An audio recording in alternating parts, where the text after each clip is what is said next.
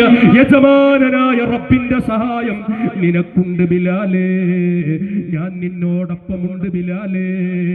ലോകം മുഴുക്കെ പ്രതിപക്ഷത്താകുമ്പോഴും അല്ലാഹുവിന്റെ പ്രതിനിധിയായി കടന്നു വന്ന മുഹമ്മദുർ റസൂലുള്ളാഹ് സല്ലല്ലാഹു അലൈഹി വസല്ലമ തങ്ങള് ധൈര്യവും പകർന്നപ്പോ അതിൽ ധീരോദാത്തമായ മുന്നേറ്റം സൃഷ്ടിച്ചിട്ട് പടയോട്ട ഭൂമിക തീർത്ത ബിലാലിനെ മാതൃകയാക്കി മുന്നേറ്റം സൃഷ്ടിച്ചുകൊണ്ടിരിക്കുന്ന സാവിയത്തു സൂഫിയുടെ മക്കളെ ഈ ദൗത്യത്തിൽ നിന്ന് പിന്തിരിപ്പിക്കാൻ കാന്തപുരം സമസ്തയിലെ ഗുണ്ടായിസം കൊണ്ട് കഴിയില്ല, നിങ്ങളുടെ ഭീഷണികളെ കൊണ്ട് കഴിയില്ല, നിങ്ങളുടെ തെറിയഭിഷേകങ്ങളെ കൊണ്ട് കഴിയില്ല.